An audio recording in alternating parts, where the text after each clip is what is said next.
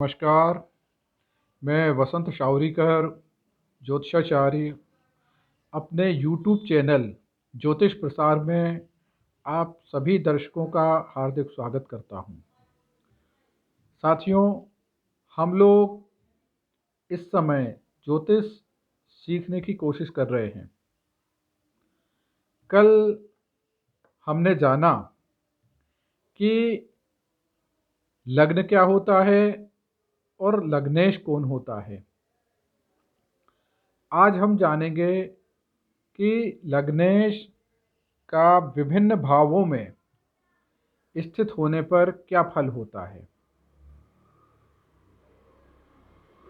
पिछले वीडियो में हमने जाना कि इस भाव का जो भी स्वामी ग्रह होता है, यहाँ अगर 1 नंबर लिखा तो मंगल स्वामी होगा और 5 नंबर लिखा तो सूर्य स्वामी होगा। मतलब जो भी इस घर का स्वामी होगा उसकी स्थिति पत्रिका में कैसे क्या दर्शाती है। तो पहले अपन लग्न से ही शुरुआत करते हैं। यदि लग्न का स्वामी कोई भी ग्रह हो, लग्न का स्वामी यदि लग्न में ही विराजमान हो तो यह एक अच्छी स्थिति है,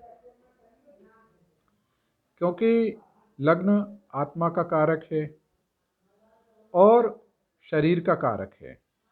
यदि लग्नेश लग्न में होगा तो व्यक्ति में आत्मविश्वास की कमी नहीं होगी और ऐसा व्यक्ति अपने पुरुषार्थ के दम पर जीवन में काफ़ी आगे बढ़ सकता है।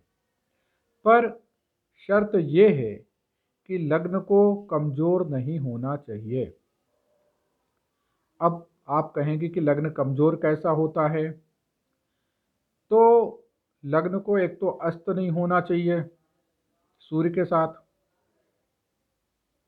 दूसरी बात, पाप ग्रहों के साथ नहीं होना चाहिए, पाप ग्रहों से दृष्ट नहीं होना चाहिए।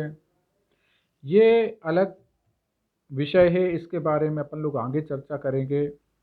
आज केवल इतना ही जानते हैं कि यदि लग्नेश लग्न में हो तो अच्छा है।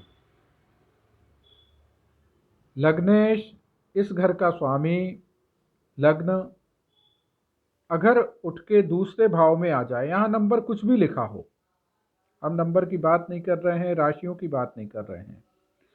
लग्नेश यदि दूसरे घर में विराजित हो तो दूसरा घर काय का है? पैतृक धन, कुटुंब, परिवार, पड़ोस। तो इन सब के बारे में व्यक्ति चिंतन करने वाला होगा, अपने कौटुंबिक जनों का ध्यान रखेगा, अपने परिवार का ध्यान रखेगा। ध्यान रखने से मतलब उनके बारे में चिंतन होगा, इसकी सोच यहाँ इन लोगों के ऊपर होगी।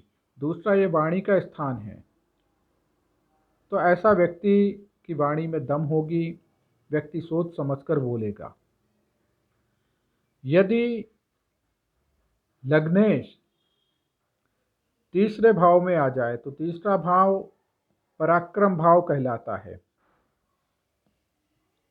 ऐसा व्यक्ति मेहनती बहुत होता है, जीवन में कुछ पाने के लिए खूब मेहनत करता है और भाइयों के प्रति भी चिंतनशील रहता है।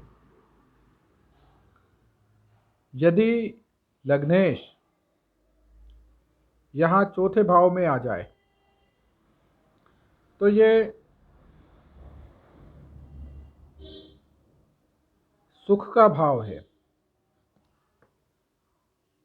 ऐसा व्यक्ति अपनी यहाँ सुख महसूस करता है, इसका चिंतन जननी जन्मभूमि दोनों के प्रति होता है। ऐसे व्यक्ति को भूमि भवन वाहन का सुख प्राप्त होता है। शर्त वही है कि लग्नेश को या भाव को पीड़ित नहीं होना चाहिए। समझो इस घर का मालिक लग्नेश यदि पंचम भाव में बैठा है तो पंचम भाव विद्या का भाव है। ऐसा व्यक्ति का चिंतन, पढ़ाई की तरफ रुझान रहेगा, अध्ययनशील रहेगा। प्रेम का स्थान है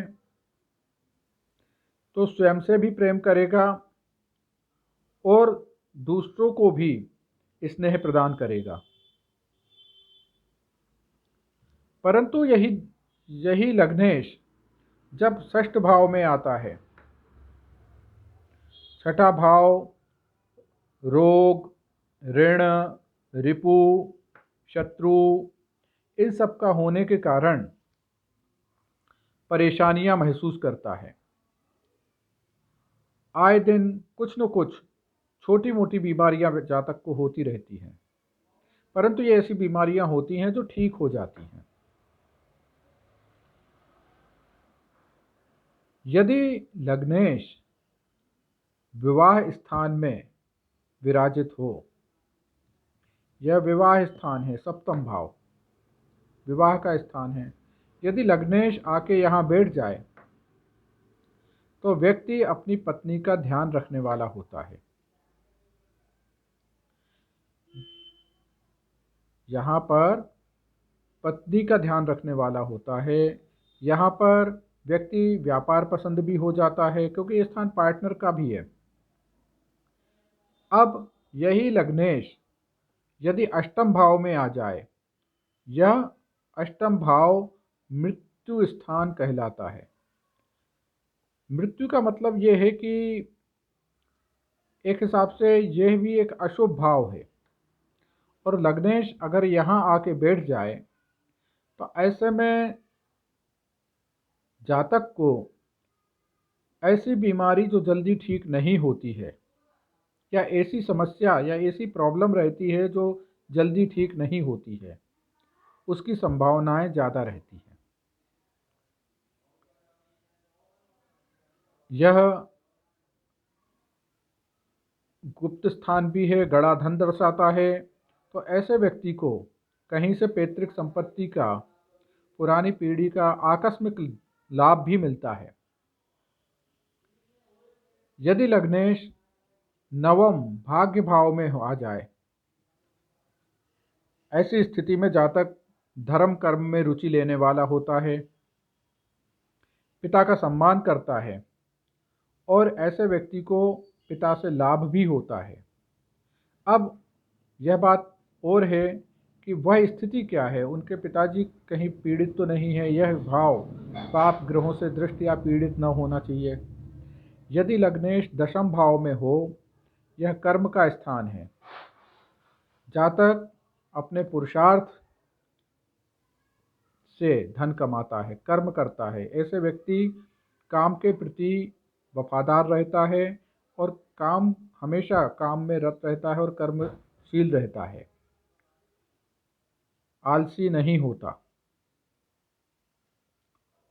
यदि लग्नेश यहाँ एकादश भाव में आ जाए, यह आय का स्थान है, तो व्यक्ति पैसा कमाने के लिए निरंतर प्रयासशील रहता है, मिलता भी है। और यदि यही लग्नेश द्वादश भाव में आ जाए, व्यय भाव में, चूंकि यह जन्म पत्रिका का व्यय भाव है, ऐसी स्थिति में जातक का खर्चा अधिक होता है, विदेश गमन होता है, चाहते हुए न चाहते हुए यात्राएं अधिक होती हैं। तो ये सारी स्थितियां बनती हैं। तो आज हमने जाना कि लग्नेश की भूमिका क्या होती है और किस भाव में जाने के बाद लग्नेश क्या फल देता है।